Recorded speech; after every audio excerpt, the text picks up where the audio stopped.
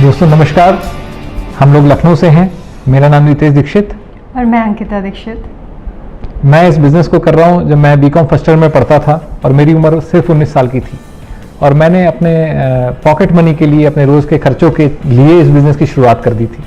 आप सोच रहे होंगे क्योंकि कुछ ऐसी सिचुएशंस थी और कुछ ऐसा परिस्थितियाँ थी जिसकी वजह से मैंने इस बिज़नेस को उस समय समझा जब शायद मैं सिर्फ और सिर्फ पढ़ाई के बारे में सोच रहा था।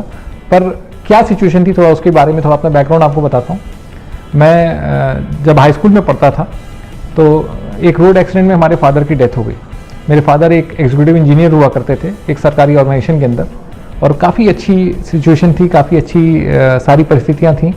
फादर की अच्छी नौकरी थी, हमारे पास दो घर थे, गाड़ियाँ थीं, एक सरकारी गाड़ी थी, एक प्राइवेट गाड़ी थी और जो कुछ भी हम चाहते थे वो हमें अवेलेबल हो जाता था जब भी हमें चाहिए होता था। हम थोड़ी सी जिद करते थे और हमें वो चीज़ें प्राप्त हो जाती थी जो हमें जिसके लिए हम सोचते थे, चाहे वो हमारी साइकिल हो, चाहे मोटरसाइकिल हो, चाहे कुछ भी हो। पर ऐसा कुछ आया लाइफ में, एक ऐसा टर्न आया जब लाइफ में दो बड़े इंपॉर्टेंट लेसन सीखने को मिले उस उम्र में, जबकि हमने शायद उस उम्र में तो शायद लोग कुछ सोचते भी नहीं होंगे।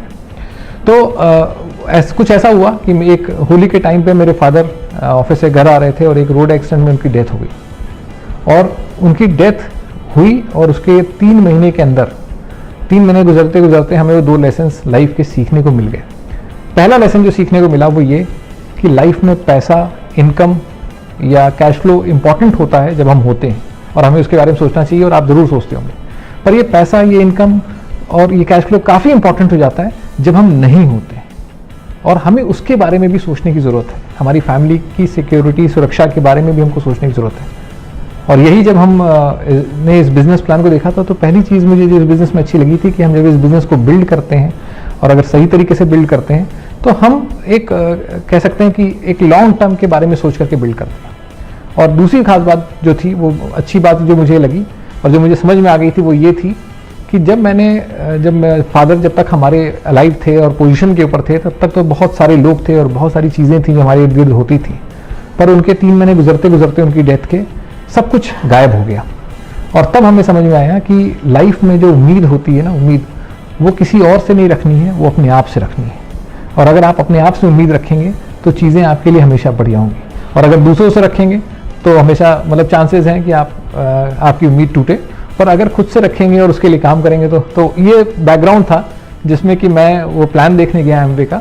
वो भी एक बड़ा मज़ेदार वाक़या है, वो मैं ज़रूर आपके साथ बताना चाहूँगा क्योंकि जब एमवे का प्लान मैं देखने के लिए गया था 19 साल की उम्र में, बीकॉम फर्स्ट ईयर का स्टूडेंट था, तो उस समय इस बिज़नेस के अंदर बहुत यंग लोग ना के बराबर थे कुछ ऐसे। तो जिस मेरे अपलाइन श्री मदन लाल जी थे जो LDM इंजीनियर हुआ करते थे और उन्होंने एक दिन मुझको ऐसे ही फ़ोन करा और फ़ोन करके पूछा कि भाई शाम को नितेश क्या कर रहे हो। तो मैंने उनको बताया अंकल बताइए क्या करना है। तो उन्होंने कहा एक एड्रेस नोट करो, शाम को वहाँ पे पहुँच जाना। तो मैंने कहा भाई कुछ काम से बुला रहे होंगे। मैं पहुँच गया किसी के घर के ड्राइंग रूम के अंदर, उन्होंने मुझे बुलाया था। वहाँ पर 6-7 कुर्सियाँ लगी हुई थी, कुछ लोग बैठे हुए थे, सारे लोग की एज 45-50 सब वर्किंग लोग थे। और मैंने वहाँ जाकर के पूछा भाई मदन लाल अंकल, तो उन्होंने कहा कि अभी है नहीं, आ रहे होंगे, आप बैठ जाइए। अब मुझे ये बैकग्राउंड नहीं पता था कि हमारे जो मदन लाल जी थे वो एमवे बिजनेस कर रहे थे और 2 महीने से कर रहे थे और काफ़ी मेहनत कर रहे थे इसके अंदर। पर मेहनत तो काफ़ी कर रहे थे पर उनको कोई सफलता नहीं मिली थी उस पॉइंट ऑफ टाइम तक। और वो उस समय तक काफ़ी बिजनेस में टाइम देने के बावजूद भी वो अभी स्ट्रगलिंग फेज में थे और उसी कॉन्टेक्स्ट में उन्होंने उस दिन मुझे इनवाइट किया था। अब मैं तो वहाँ पहुँच गया। मदन लाल जी जो थे वो रास्ते में, उनको ऑफिस से आने में थोड़ी देर हो रही थी, तो उन्होंने क्या किया कि मेरे घर पे फ़ोन किया पूछने के, पहले वहाँ पर फ़ोन किया जहाँ पे हम लोग बैठे थे कि भाई वो नितेश आ गया क्या। तो वहाँ पर पता लगा कि भाई नितेश तो अभी आया नहीं है, तो जबकि मैं वहाँ बैठा हुआ था। तो वो थोड़े से परेशान हुए, उन्होंने मेरे घर पे फ़ोन किया। मेरे घर पे मेरी मदर थी और मैंने आपको बताऊँ कि हम 5 भाई बहन थे।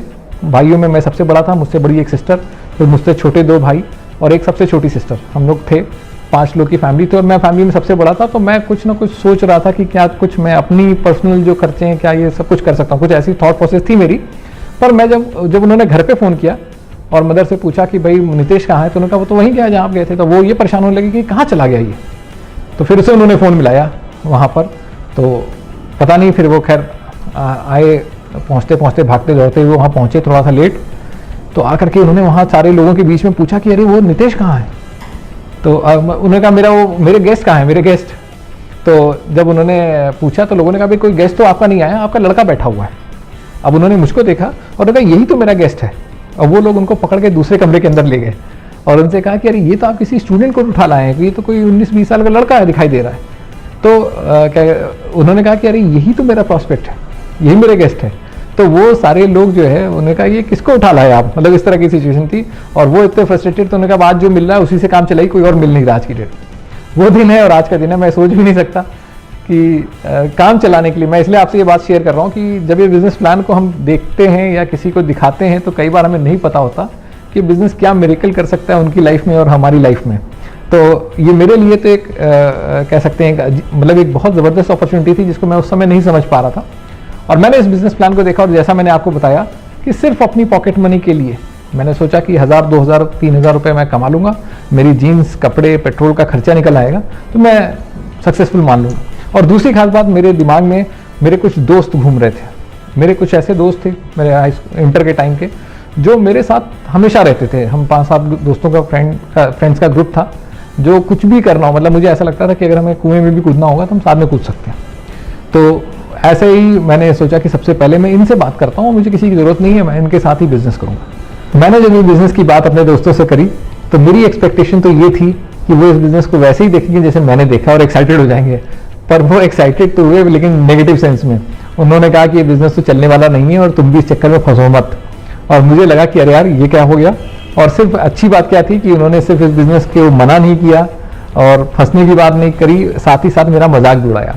इसके अलावा भी मैंने अपने कुछ और जानने वाले लोगों से बात करी, उन लोगों ने भी काफ़ी मजाक उड़ाया। और अच्छी बात इसलिए कह रहा हूँ क्योंकि उन्होंने सिर्फ मजाक नहीं उड़ाया। अगर हल्का फुल्का मजाक उड़ाते तो शायद इस बिज़नेस में जो आने वाले कुछ शुरुआती चैलेंजेस थे वहीं से मैं वापस लौट गया होता। पर उन्होंने इतना मजाक उड़ाया, इतना मजाक उड़ाया, इतना मजाक उड़ाया कि मुझको ये बिज़नेस करना ही पड़ा। और मैंने एक डिसीजन लिया, एक स्ट्रॉन्ग डिसीजन लिया कि अब करके दिखाना है।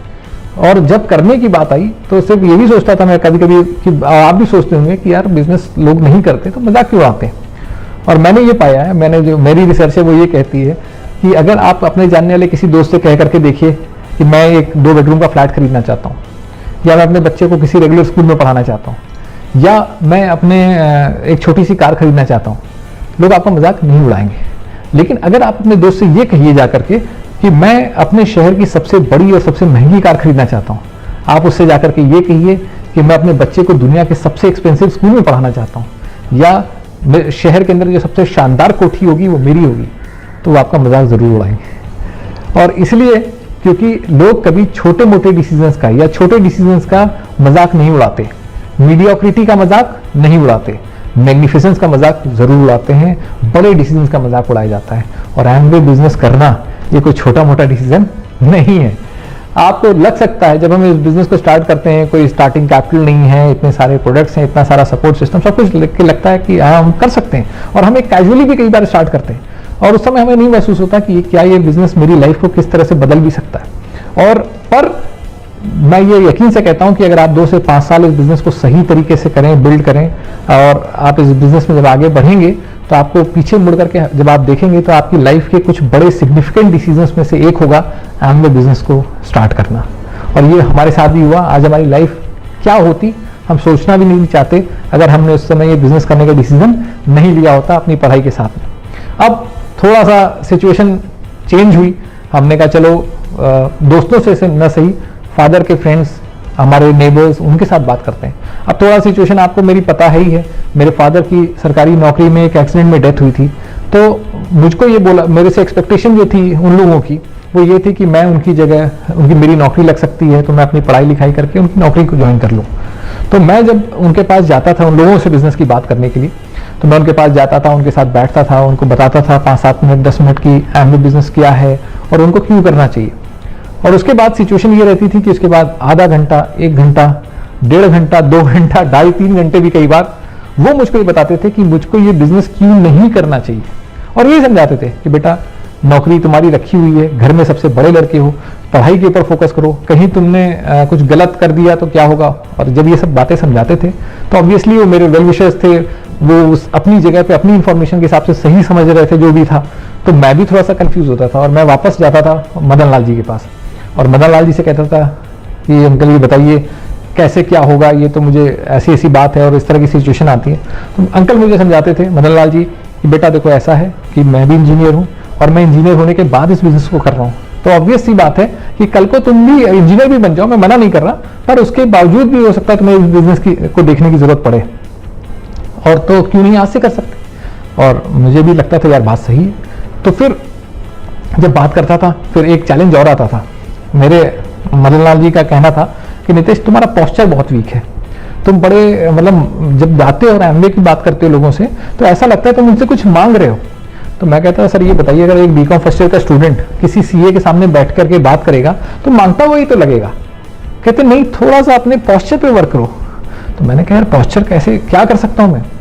तो अब लेकिन करते करते मैं आपको ये बात यकीन से बताता हूं कि अगर आपने कोई डिसीजन ले लिया और आप उस डिसीजन के लिए प्रयास कर रहे हैं, लगातार प्रयास कर रहे हैं, पूरी मेहनत कर रहे हैं, शिद्दत से लगे हुए हैं, तो ऊपर वाला भी आपके लिए रास्ते और दरवाजे खोल देता है। ऐसा ही कुछ हमारे साथ हुआ। मैं एक दिन बैठा हुआ था, मेरे दिमाग में एक ख्याल आया कि क्यों ना इस बिजनेस को मैं वहां लेकर के चलूं जहां से बिजनेस मुझे मिला है। और बिजनेस मुझे कहां से मिला था? मिस्टर मदन लाल से। मदन लाल जी को मैं कैसे जानता था? जब मेरे फादर की डेथ हुई तो मैंने आपको बताया हमारे पास 2 घर थे, बड़े बड़े घर थे, और फादर की पेंशन का कोई सिस्टम नहीं था। तो उस समय हम लोगों ने अपनी जो इनकम है उसको सपोर्ट करने के लिए हमारा जो बड़ा सा घर था उसके टुकड़े किए और उसमें लोगों को किराए पर रखना शुरू कर दिया। तो मदन लाल जी से हमारा परिचय ऐसे हुआ था कि वो लखनऊ जब आए थे तो उन्होंने हमारे घर पे ही एज ए टेनेंट रहना शुरू किया था। फिर बाद में वो अपने घर पे चले गए, अपना खुद के घर में, और बिजनेस की रिलेशनशिप अच्छी थी तो इसलिए बिजनेस लेकर के वापस हमारे पास आए। तो मैंने कहा जब आया किराएदार से है तो क्यों ना ले चले इस बिजनेस को किराएदारों के बीच में। और दूसरी एक एंगल और भी समझ में आ रहा था, वो ये था पोस्चर वाला। आपको पता है बिजनेस को कैसे स्टार्ट कर सकते हैं? मैंने उन्हें बताया, बिजनेस स्टार्टिंग प्रोसीजर समझाया और उन्होंने बिजनेस स्टार्ट कर दिया। मैं तो थोड़ी देर एक और में चला गया, मैं सोच रहा था कि क्या इन्होंने वाकई में बिजनेस स्टार्ट कर दिया है और क्या ये सच है? क्या एक गोरखपुर शहर के बहुत सक्सेसफुल डॉक्टर ने इस बिजनेस के अंदर एंट्री ले ली है, और वो भी मेरे प्लान दिखाने से।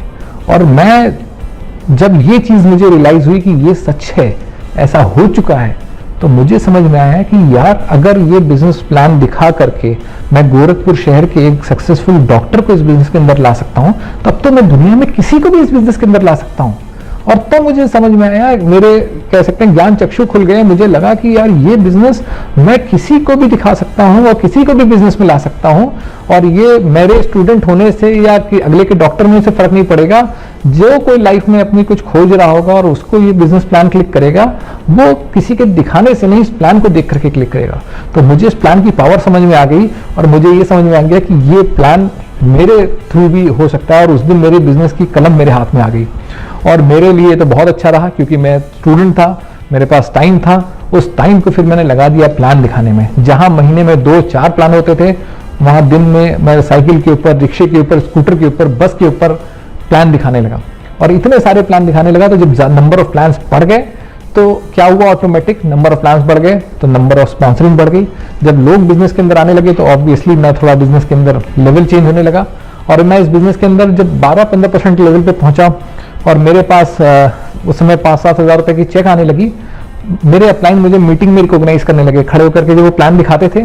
और प्लान दिखाने के बाद वो मुझे खोजते थे, दिखाते थे लेवल से ये 3% से 21% तक के, और फिर 15% के लेवल पे 11,000 रुपए की जब चेक आई थी तो मेरे अपलाइन ने कहा कि खड़ा नितेश कहाँ हो? मैं खड़ा हो गया। उन्होंने कहा देखिए ये लड़के को देखिए, 21 साल की उम्र थी उस समय, और उन्होंने कहा कि 21 साल में ये लड़का इस लेवल पे आ गया है।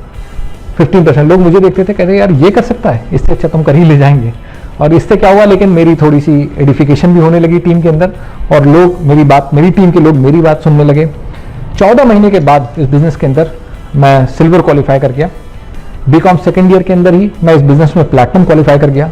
अपनी पहली यात्रा फ्लाइट से इस बिजनेस के माध्यम से मुझे मिली। पहला 5 स्टार स्टे ताज पैलेस होटल न्यू दिल्ली के अंदर मुझे रहने का मौका मिला। और उसके बाद पहली विदेश यात्रा, जब मैं इस बिजनेस में बीकॉम फाइनल ईयर में था तो तब मैं इस बिजनेस के अंदर एमरल्ड बना। बीकॉम फाइनल ईयर खत्म होते होते फाउंडर्स एमरल्ड बना, और उसके साथ में पहली विदेश यात्रा बीकॉम फाइनल ईयर से हमारी स्टार्ट हुई। पहली कार मैंने अपनी बीकॉम सेकेंड ईयर में खरीद ली थी, और इस तरह की बहुत सारी अमेजिंग चीज़ें हमारी लाइफ में होने लगी। बहुत सारे फर्स्ट मेरे भाई बहनों की पढ़ाई के अंदर इस बिजनेस से मुझे बहुत सपोर्ट मिला, अपनी लाइफ को स्टेबल करने में बहुत सपोर्ट मिला। और उसके बाद मैंने अपना MBA करा और MBA के बाद हमने इस बिजनेस को और बढ़िया तरीके से करना स्टार्ट किया। और जिस साल हमने MBA कंप्लीट किया उसी साल हम इस बिजनेस के अंदर डायमंड क्वालिफिकेशन कंप्लीट करी।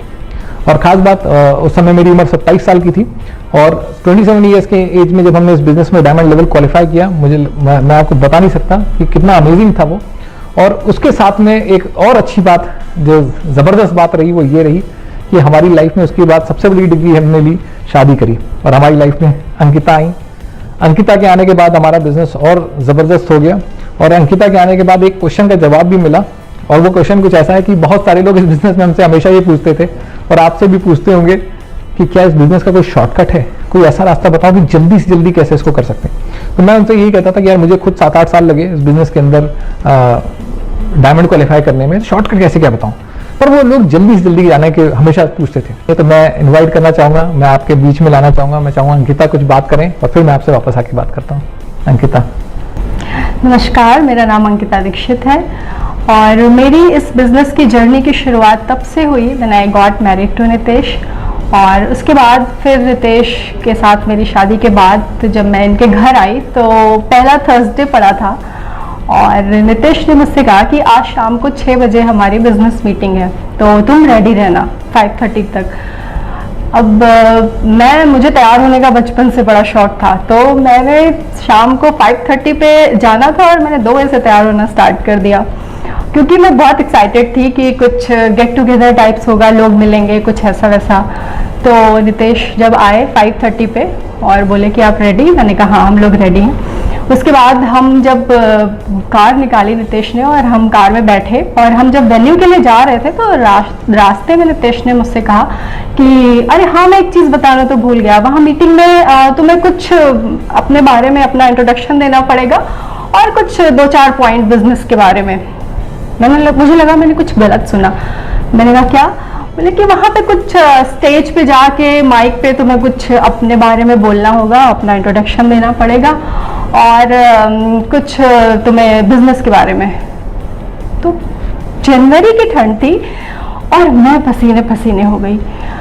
मैं इतनी ज़्यादा नर्वस हो गई, वो होता है ना बटरफ्लाई बनना, जैसे बटरफ्लाई बन रही थी और मैं इतना ज़्यादा डर रही थी कि कैसे होगा, स्टेज पे जाके बोलना होगा।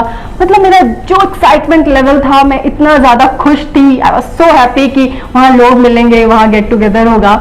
और सारी की सारी एक्साइटमेंट नितेश ने एक चुटकी में गायब कर दी जब नितेश ने मुझसे ये बोला कि वहाँ पे तुम्हें स्टेज पे माइक पे बोलना पड़ेगा।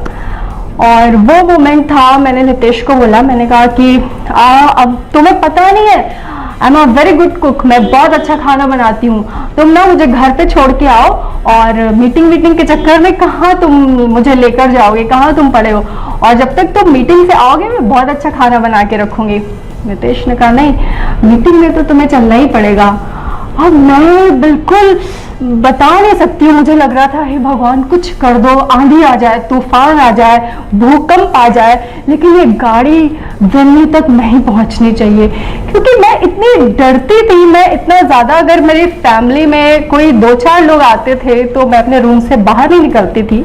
मैं बहुत ही इंट्रोवर्ट टाइप की थी और वहाँ पे स्टेज पे और माइक पे जब बोलना होगा तो मैं क्या बोल सकती थी।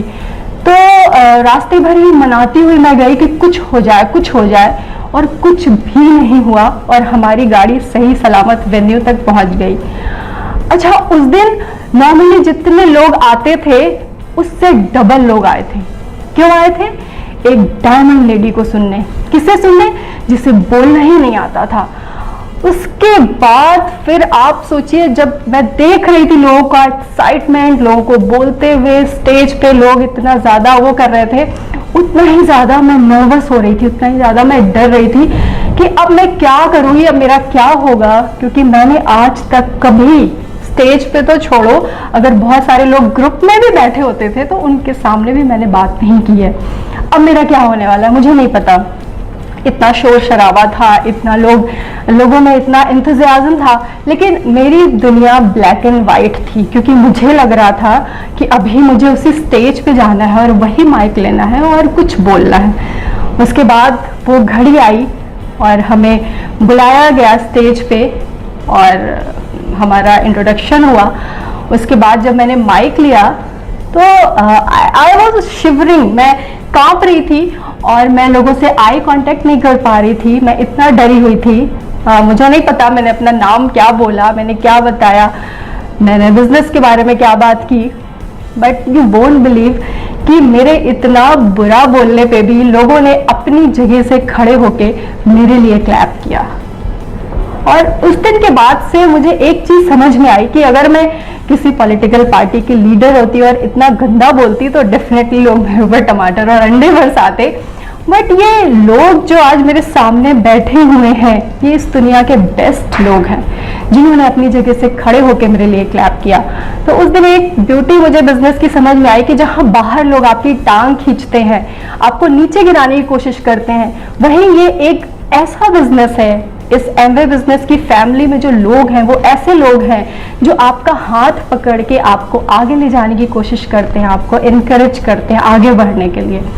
उसके बाद फिर हमारी जो जर्नी थी स्टार्ट हुई बिजनेस को लेकर, मैं बहुत पॉजिटिव हुई।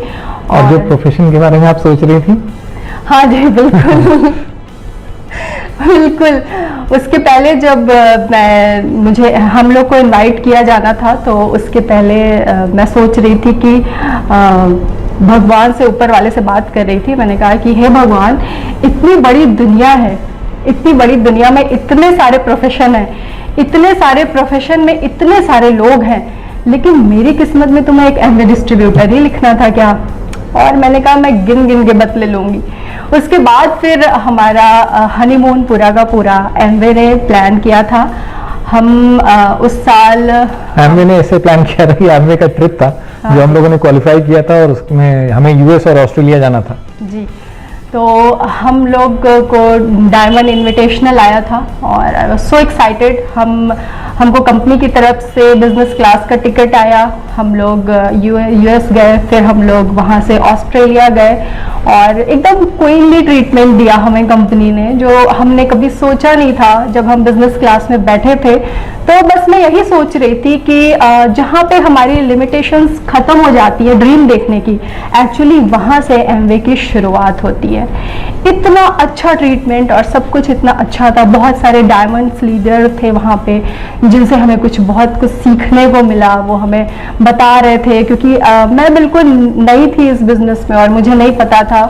और कई बार होता है ना कि हमें लगता है कि इतना बड़ा लेवल है, हम जैसे रितेश जी ने बोला ना कि शॉर्टकट अंकिता के पास है, बट मैं बताऊं आपको, सक्सेस का कोई शॉर्टकट नहीं होता। सक्सेस का कोई शॉर्टकट इसलिए नहीं होता है क्योंकि जब आप ग्रेजुअली स्टेप बाय स्टेप आप ऊपर पहुंचते हो तो आपका क्या होता है, जैसे हीरा होता है ना, एक कोयले का टुकड़ा होता है, तो जब उसकी घिसाई होती है बहुत अच्छे से तब जाके वो कहीं हीरा बनता है। तो सेम प्रोसेस यहाँ भी है। मुझे एक लेवल तो मिला था बट मुझे कुछ भी नहीं पता था बिजनेस के बारे में, और मैं सोशल भी नहीं थी, मुझे बिजनेस प्लान के बारे में नहीं पता था, मुझे प्रोडक्ट्स के बारे में नहीं पता था, मुझे कुछ भी नहीं पता था। तो जब लोग मेरे पास आते थे, मुझसे कुछ पूछते थे एंड आई वाज जीरो, मुझे कुछ नहीं पता था, तो मुझे लगा कि ऐसा नहीं है। जब आप हार्ड वर्क करते हो, जब आप सीखते हो और सीखते सीखते कुछ अचीव करते हो, तब आप डिजर्व करते हो सक्सेस को। और अगर आपने शॉर्टकट लिया और आप सीधे वहां पहुंच गए, आप एक्चुअली उसको डिजर्व नहीं कर रहे हैं, आप उसके लायक ही नहीं है। तो हर चीज अपना एक वो मांगती है कि आपको बदले में उस ड्रीम को पूरा करने के लिए आप कितने एफर्ट्स लगाते हो, आप कितना हार्ड वर्क करते हो। There is no substitute for hard work. Hard work का कोई सब्सटीट्यूट नहीं है। तो ये सारी चीजें मुझे इस बिजनेस में ही आके समझ में आई। उसके बाद जब हम ऑस्ट्रेलिया गए और सिडनी में जो हमें एमवे ने होटल दिया था वो एक 7 स्टार होटल था, और जब मैंने उसकी कर्टन खोली तो सामने ओपेरा हाउस था। एक ऐसा ड्रीम पूरा हुआ था मेरा जो शायद मैंने कभी लाइफ में सोचा नहीं था। मैंने सिर्फ बुक्स में पढ़ा था ओपेरा हाउस के बारे में, और मैं सोच भी नहीं सकती थी एक दिन ऐसा आएगा कि मैं अपना रूम का कर्टन खोलूंगी और सामने ओपेरा हाउस होगा। उस दिन मेरी आंखों में खुशी के आंसू थे, और उस दिन मैंने सोचा कि इतनी बड़ी दुनिया में इतने सारे लोग, इतने सारे लोगों के इतने सारे प्रोफेशन, लेकिन thank you very much God कि तुमने मेरी किस्मत में एक एमवे डिस्ट्रीब्यूटर लिखा। तो हम बहुत ब्लेस्ड हैं इस बिजनेस को पाके, इससे बहुत कुछ मैंने सीखा है। मैं जब कॉलेज में थी तो हमेशा से मैं एक आर्टिस्ट बनना चाहती थी, मैं थिएटर करना चाहती थी, लेकिन लैक ऑफ कॉन्फिडेंस, या मैंने बोला ना मैं हमेशा बहुत इंट्रोवर्ट रही हूँ, मैं उस ड्रीम को शायद कभी मैंने सोचा नहीं उसके बारे में। और आपको बिलीव नहीं होगा कि आज मैं एक बहुत ही सक्सेसफुल थिएटर आर्टिस्ट हूँ लखनऊ के अंदर, और इस ड्रीम को जो मैंने परस्यू किया है वो सिर्फ और सिर्फ इस बिजनेस की वजह से, क्योंकि ये आपकी पर्सनालिटी में इतना चेंज लाता है, इतना ग्रूम करता है आपको कि आपका कोई भी दबा हुआ ड्रीम होगा ना वो भी आपका पूरा कर सकते हो। आपकी पर्सनालिटी को क्या से क्या बना देता है आप सोच भी नहीं सकते हो। तो बहुत सारे एस्पेक्ट से आपके लिए बिजनेस बहुत अच्छा है, हमारे लिए बहुत अच्छा है। उसके बाद फिर हमारी जर्नी स्टार्ट हुई, मैं वापस आई और वापस से नितेश ने मेरे को बोला कि तुम बुक्स पढ़ो, तुम इसकी ट्रेनिंग्स अटेंड करो प्रोडक्ट्स की, और तुम प्लान दिखाना सीखो, जो बहुत ही इंपॉर्टेंट चीज़ है इस बिजनेस को आगे बढ़ाने के लिए। तो मैंने जब प्लान दिखाना शुरू किया, या यूँ कहिए कि जब मेरा पहला प्लान था, जो मैंने अपनी बेस्ट फ्रेंड को कॉल किया और मैंने कहा कि हम लोग की फ्रेंडशिप तो है ही इतनी अच्छी, और एक बहुत अच्छा बिजनेस प्लान है, अगर तुम कहो तो मैं तुम्हारे साथ शेयर करना चाहती हूँ। तो बोली हाँ अंकिता कल आ जाना। तो मैं बहुत एक्साइटेड थी, क्योंकि ऐसा होता नहीं है कि आप किसी को पहली बार कॉल करें और लोग आपको हाँ कर दें प्लान देखने के लिए। तो आई वॉज सुपर एक्साइटेड कि वाह यार, पहले ही कॉल में उसने मुझे हाँ कर दिया। उसके बाद नेक्स्ट डे मैं उसके घर पहुंची और बिजनेस प्लान शेयर किया। तो फिर जब बिजनेस प्लान उसने देखा, देखने के बाद मैंने उससे पूछा कि तुम्हें कैसा लगा बिजनेस प्लान। बोली कि हाँ बिजनेस प्लान तो तुम्हारा सही है, but I don't think so कि ये मेरे लिए काम करेगा। मैंने कहा क्यों? इसने बहुत सारे लोगों की लाइफ चेंज की है तो, और बहुत सारे लोगों को सक्सेसफुल बनाया है। तो बोली कि हाँ ठीक है बनाया होगा, but I am already successful. मैंने कहा कैसे? कह रही यार मेरे पति के पास बहुत पैसा है और मैं हर महीने जाके डायमंड ज्वेलरी परचेज करती हूँ, मैं हर साल अपने लिए नई नई गाड़ियाँ खरीदती हूँ, तो मुझे इसकी ज़रूरत नहीं। तो मैंने उसकी बात सुनी, फिर मैंने उससे बोला कि तुमने अपने माइंड में सक्सेस की क्या डेफिनेशन बनाई है मुझे नहीं पता, लेकिन जहाँ तक मैंने पढ़ा है और सीखा है तो मेरे लिए सक्सेसफुल इंसान वो नहीं है जो हर महीने अपने लिए नई नई डायमंड ज्वेलरी परचेज करे या हर साल अपने लिए नई नई गाड़ियाँ खरीदे। मेरे हिसाब से सक्सेसफुल इंसान वो है जिसकी वजह से हर महीने हज़ारों लोग नई नई डायमंड ज्वेलरी परचेज करें और हर साल नई नई गाड़ियाँ खरीदें। इतना कह के मैं वापस चली आई। उसके बाद आप बिलीव नहीं करोगे, नेक्स्ट डे उसका कॉल आया और उसने कहा कि अंकिता मैं तेरे साथ बिजनेस स्टार्ट करना चाहती हूँ। तो जब आप बहुत ही सच्चाई के साथ, बहुत ही इनोसेंसी के साथ इस बिजनेस प्लान को दिखाते हैं तो ऐसा नहीं है, लोगों को अपील भी करता है, लोग आते हैं, लोग ग्रेजुअली आपसे जुड़ते हैं अगर आपका सच्चाई और ईमानदारी है बिजनेस प्लान को शेयर करने में। तो मेरा ज़्यादा से ज़्यादा लोगों से यही रिक्वेस्ट रहेगा कि बहुत जल्दी जो अभी भी बिजनेस में आए हैं, सबसे पहले जो अगर जैसे नितेश जी ने भी बोला कि अगर आपको बिजनेस की बागडोर अपने हाथों में लेनी है तो सबसे पहले आप बिजनेस प्लान करना शो करिए। आप उसमें मत सोचिए कि मैं बहुत परफेक्ट हो जाऊं। आपको अगर वो कॉन्सेप्ट क्लियर है, आपको कैलकुलेशन पता है तो आप जैसा भी प्लान दिखाते हैं बट आप दिखाइए। जब आप दिखाएंगे, दिखाते दिखाते ही आप परफेक्ट बनेंगे। आप ये मत सोचिए कि मैं परफेक्ट बन जाऊं फिर मैं स्टार्ट करूं। जब आप स्टार्ट करोगे, जब आप नॉलेज लोगे, फिर स्टार्ट करते दिखाते दिखाते परफेक्शन आपके अंदर खुद ही आएगा। तो ये सारी कुछ चीज़ें हैं जो मैंने की और करते करते मैं एक चीज़ और शेयर करना चाहूँगी। जब मैं अभी अंटालिया के ट्रिप पे गई, और अंटालिया का ट्रिप तो मेरी लाइफ का सबसे बेस्ट ट्रिप था जो एमवे ने हमें दिया। वैसे तो मैं आपको बताऊं, एक चीज जो हमेशा हम लोग को लगती है वो ये है कि जब हम किसी ट्रिप पे जाते हैं, किसी भी ट्रिप पे जाते हैं, तो हमें लगता है वाह ये एमवे का अब तक का बेस्ट ट्रिप है, और उसके बाद जो नेक्स्ट ट्रिप होता है वो उससे भी बेस्ट होता है। हमें लगता है कि इससे भी बेस्ट कुछ और हो सकता है क्या। वैसे ही फिर से एमवे कुछ ऐसा करती है कि हमें लगता है वाह यार ये तो पुराने वाले से और ज्यादा बेस्ट है। मतलब वही मैंने बोला कि how can you go beyond your limitations, ये हमने एमवे से ही सीखा है।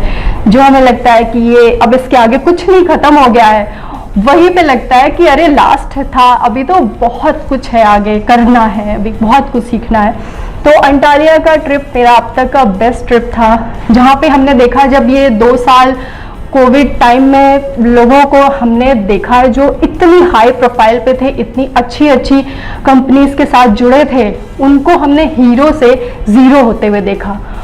और आप बिलीव नहीं करेंगे, हमारे बिजनेस में डबल ट्रिपल की ग्रोथ से लोगों ने सक्सेस अचीव की है, लोगों ने अपने ड्रीम को अकम्प्लिश किया है। जब हम अंटालिया में गए तो हमने देखा उन 2 सालों में लोगों ने ऑनलाइन इतना अच्छा बिजनेस किया है, इतना ज़्यादा, जो जैसे बाहर आप देखेंगे तो लोग हीरो से जीरो बने, और यहाँ पे लोग जीरो से स्टार्ट करके हीरो बन के आए थे अंटालिया में।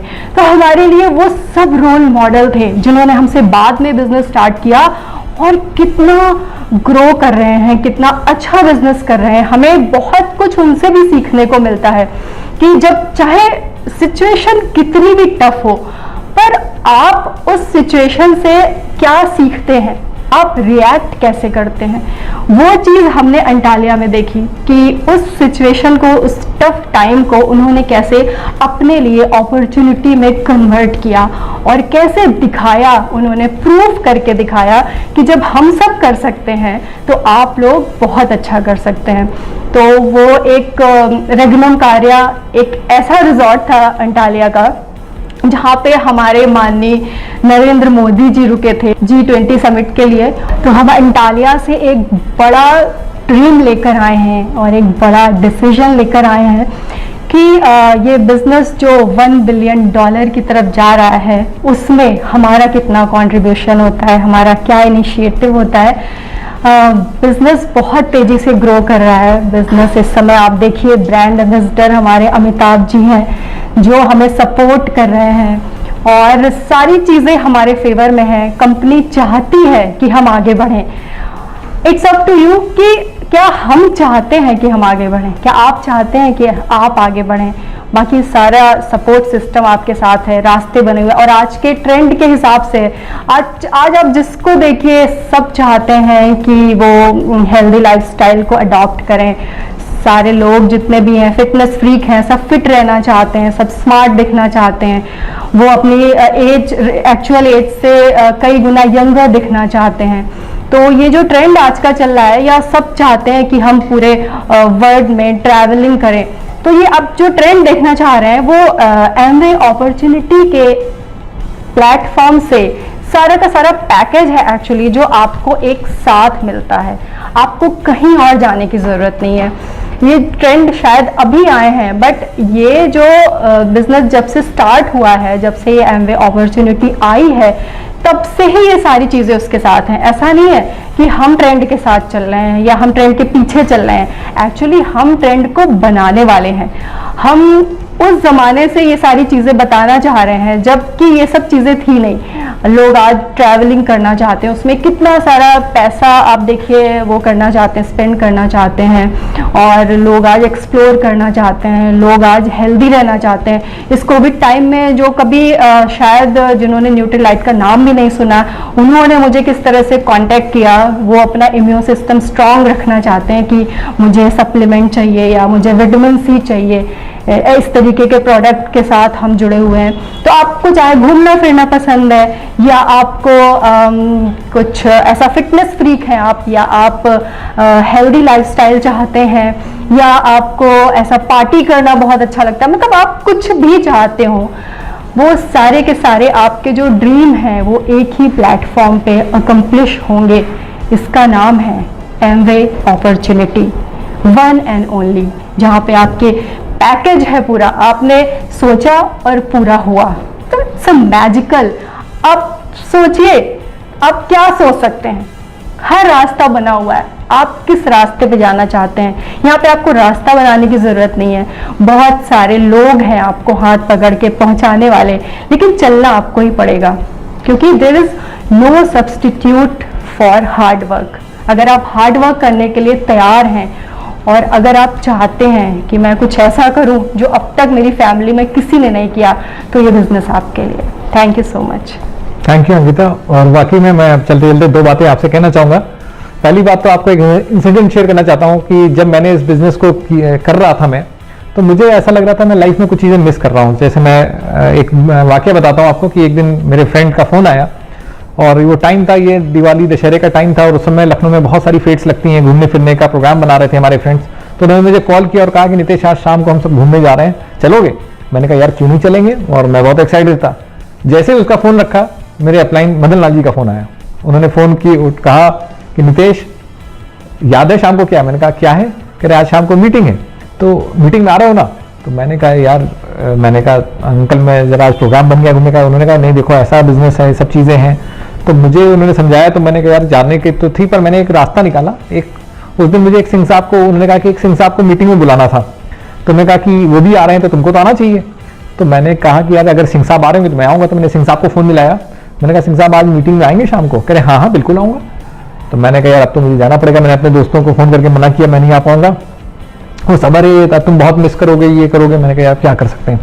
खैर मैं शाम को मीटिंग में गया और मीटिंग में हमारे अपलाइन मदन लाल जी तो मिले, मैं बैठा वहाँ पे, पर वो सिंह साहब नहीं आए।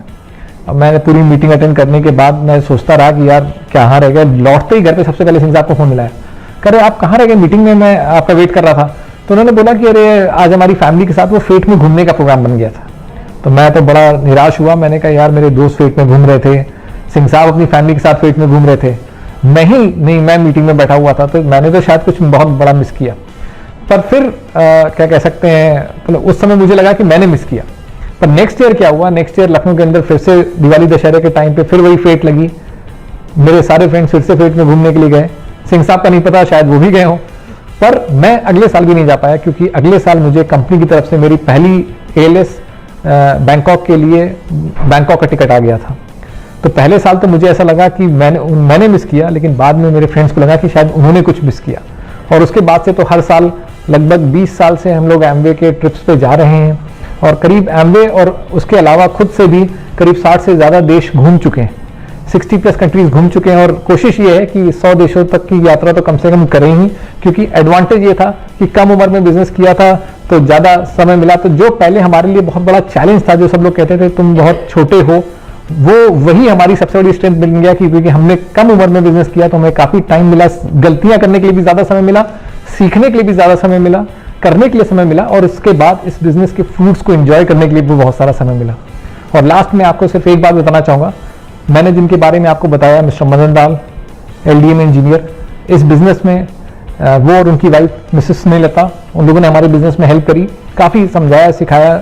शुरुआत में मैंने आपको शेयर किया ही, पर एक दुर्भाग्यपूर्ण घटना ये रही कि 2 साल इस बिजनेस को करने के दौरान एक रोड एक्सीडेंट में मदन लाल जी की डेथ हो गई। मैं आपसे सिर्फ ये बताना चाहता हूँ कि आज सालों के बाद मैं उनकी फैमिली का नहीं हूँ, लेकिन मेरी कहानी में आपको बार बार उनकी कहानी और उनका नाम सुनने को मिलेगा। हम में से बहुत सारे लोग शायद चाहते हैं कि हमारा नाम, हमारा रिकॉग्निशन बहुत सारे लोगों को और बहुत सारी फैमिलीज तक पहुंचे, और ये पॉसिबल हुआ है एमवे की वजह से। मेरी लाइफ में भी सेम सिचुएशन आई थी, पर मेरी लाइफ में सिचुएशन आने में और उनकी लाइफ में सिचुएशन में आने में फ़र्क ये था कि उन्होंने तब तक 2 साल एमवे बिजनेस बिल्ड कर लिया था। जब उनकी डेथ हुई वो फाउंडर प्लैटिनम थे, आज उनकी वाइफ सफायर लेवल पे हैं और उनके आशीर्वाद से हम बिजनेस को बिल्ड कर रहे हैं। और कई सारे फॉरेन ट्रिप्स पे उनके ना होने के बावजूद स्नेहलता मैम हमारे साथ रही हैं।